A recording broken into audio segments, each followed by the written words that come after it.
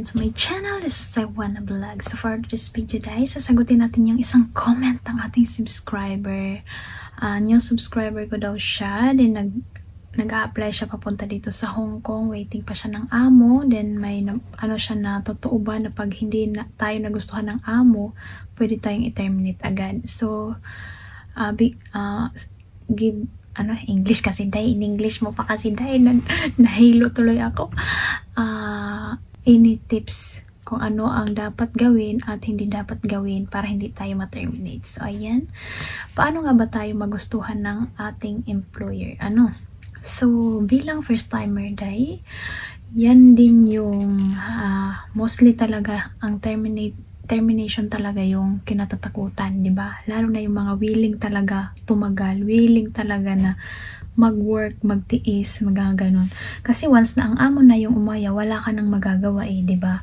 So kung hirap lang, kayang tiisin. Yan din yung katwiran ko dati, hanggang ngayon naman, hanggat hindi kayo ang aayaw sa akin, magtitiis ako. Yun ang katwiran ko. Kasi ang goal, ito pala, sa mga baguhan, yan, kasi mostly, kadalasan, diba? Mostly, kadalasan pa. Mga baguhan ay mabilis sumuko. Ayan, may nakakausap ako sa live. Nahihirapan, may pagkaselan si amo, stricto si amo, tipid si amo sa pagkain. Tapusin ko lang yung isang buwan dito, maghahanap akong panibagong amo. Huwag dapat ganyan ang goal nyo. Tapusin ko lang yung 3 months, maghanap ako ng panibagong amo. Dapat hindi yung ang goal mo, day. Alam nyo bakit? Ito, day, kung isa kang tulad ko, hindi pa ako willing na umuwi. No? Ayaw ko pa umuwi. So, dapat ang goal mo ay matapos ang kontrata mo.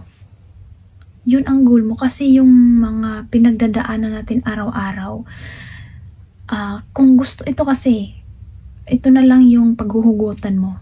Pag gusto, may paraan. Pag ayaw, maraming dahilan.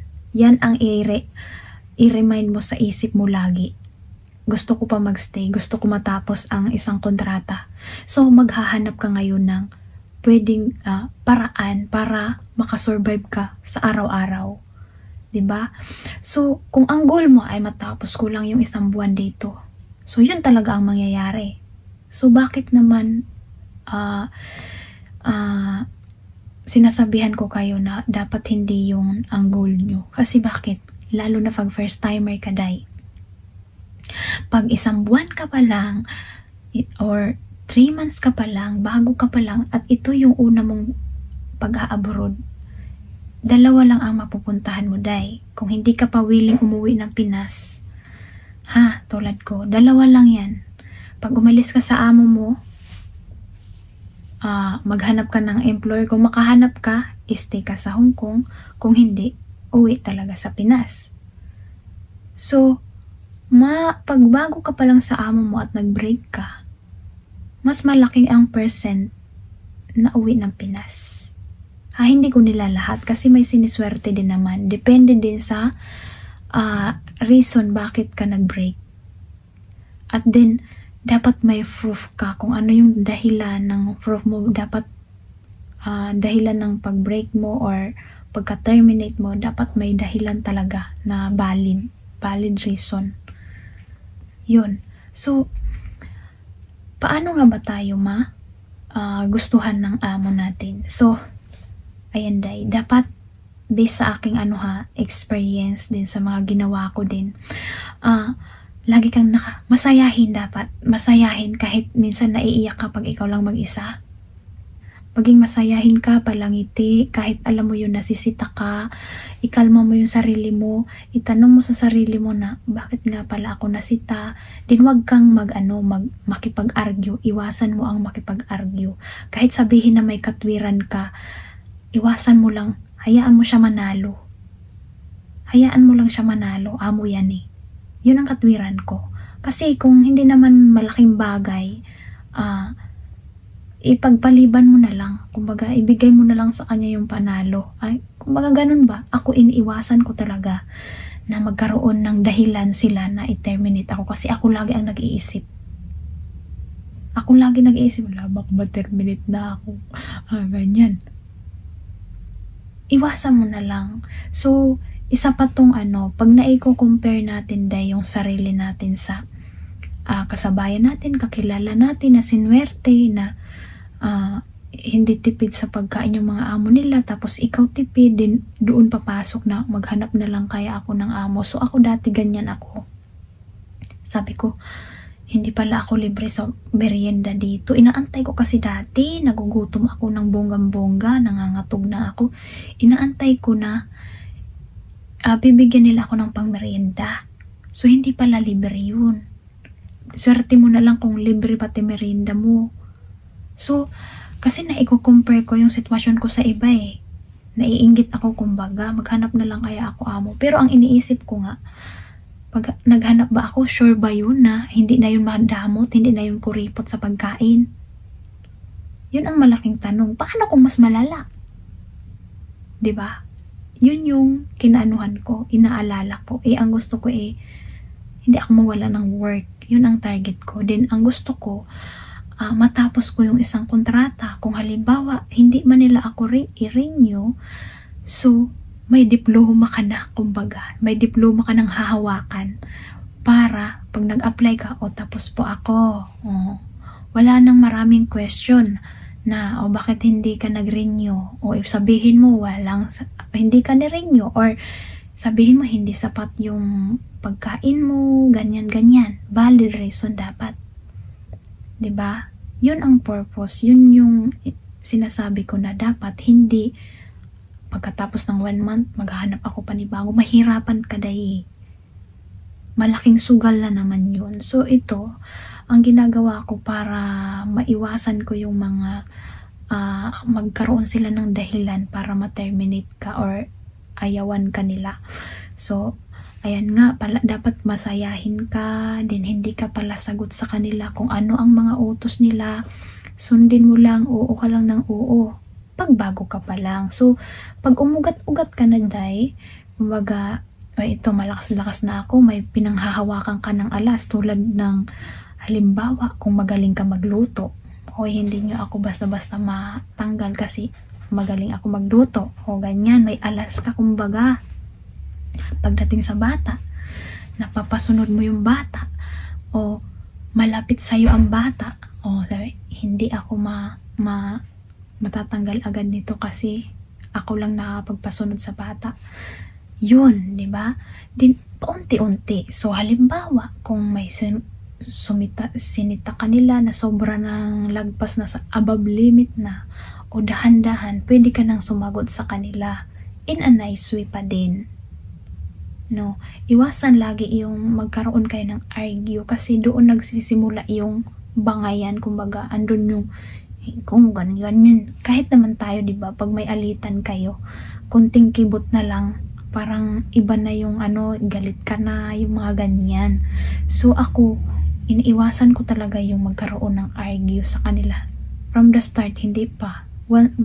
Isang beses pa lang ata na ako sumagot na. Hindi naman sagot. Kumbaga nangatwiran kasi ako, lagi na lang ako, okay, oo, ganyan lang ako, yes, ganyan. Ganyan lang ako. Nung isang beses lang na sinita nga niya ako about dun sa laruan na gusto niya i-separate na sa isang box na malaki, ihalo-halo na yun, iba-iba, may isang peraso lang, isang klase, isang peraso, alangan ibukod-bukod mo yun ng plastic. Ang gusto niya i-separate ko per plastic para daw pag hinanap daw ng anak niya ay mahanap agad. Hindi niya naisip na isang yabo lang ng anak niya, halo-halo na lahat.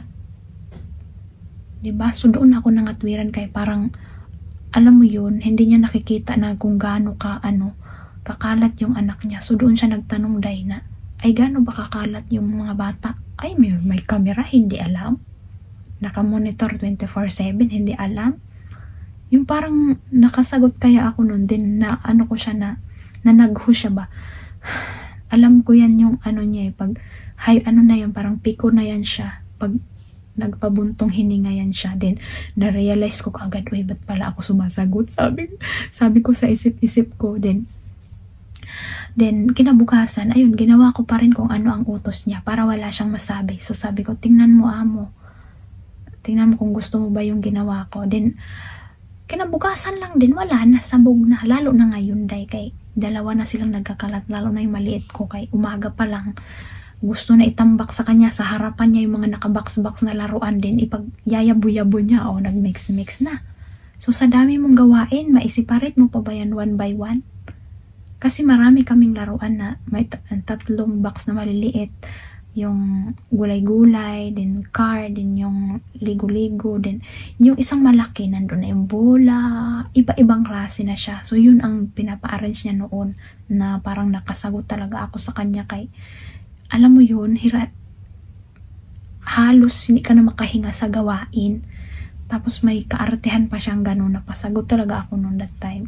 So, ginawa ko pa rin yung kung ano ang utos niya. So, sabi ko, at least wala siyang magiging rason na, ay, sumasagot ka na sa akin, i-terminate na kita, kumbagang ganyan. Sinunod ko pa rin siya. So, yun ang tips ko sa inyo, day. Maging, sundin nyo lang yung kung ano batas nila sa bahay at ipakita nyo na hindi mabigat yung loob nyo, hindi kayo padabog, kumbaga ganyan. Magaan yung pagtatrabaho nyo. Mawiwili din yan sa inyo, tulad ko, wala. Sabi ko nga sa inyo, nung unang kontrata ko, hindi ko alam na, hindi ako sure kung i-renew ako kasi wala naman akong alas, day. Hindi ako magaling sa pagluluto. Lagi may complain, pero kinakain naman. Then, pagdating sa bata, hindi nakikinig sa akin, as in, hindi nakikinig. Ako yung takot sa kanya, ako takot sa bata. Tapos, ayun, na-renew pa rin nila ako. So, doon ako nagka-confident na meron pa rin something sa akin na nakita sila. Bakit pa nila ako nagustuhan? Bakit pa nila ako ni-renew? Diba? Sa pakikisama na lang din sa attitude, dapat hindi ka talaga pala sagot kay mahirap kasi laging may away sa loob lang kayo ng bahay, 'di ba? So, sundin ang mga rules nila sa bahay. Ako dati kasi may nilagay na mga rules, bawal magdala ng kaibigan o tao sa address nila, yung ganyan. Basta sundin nyo lang kung ano yung mga utos nila. Magugustuhan din kayo niyan. Diba? So, always smile lang para magaan yung maaliwalas kasi pag masayahin ka. Ako, parang tanga ako eh. Nagsasaya, kumakanta, bumibirit ako dito. Parang concert ako dito. Nasanay na lang din yung mga amo ko nung una. Sinasaway nila ako kay, nahiya din ako. Sinasaway nila ako dahil natutulog na daw yung bata, nag-star maker kasi ako dati. Then hanggang ngayon wala na akong star maker, pero nandun pa rin, nakanta pa rin ako lagi. Yun yung nagpapawala sa akin ng yung pagod na pagod ka. Dinadaan ko sa kanta, para sa kanta ako napupokus, hindi dun sa pagod. Kasi pag pagod ka, wala, naghalo-halo na yung isip mo. Gusto ko nang umuwi, ayaw ko na, bakit ba ako nagtitiis dito? Ganun, halo-halo na din yung papagalitan ka pa. Diba? So, ang ginagawa ko, pag ganun ang napasok sa isip ko, nabirit ako niyan para hindi ko siya naiisip. Sa kanta ako nakapokus. Ganun ginagawa ko. Kasi tayo mga OFW, tayo lang din talaga ang makakatulong sa sarili natin, sa sitwasyon natin dito. Walang magagawa yung mga kamag-anak natin sa Pinas. Kahit magsabi tayo doon, magsumbong tayo doon na ganito nangyayari sa atin, wala. So, kung willing mo pa talaga mag-work, kailangan mo pa ng pera. So, nga sabi ko, pag gusto, may paraan. Pag ayaw, maraming dahilan. So, ito sa akin, based lang sa aking experience. So, kayo naman ang nakakaalam ng nararanasan nyo kung laban pa ba o hindi na. Laban, laban. Laban, laban. Walang bawian. Wala pang bahay, guys. So, ayan for today's video, guys. Kung nagustuhan mo ang video na to, don't forget like and subscribe my channel. See you next vlog. Bye-bye.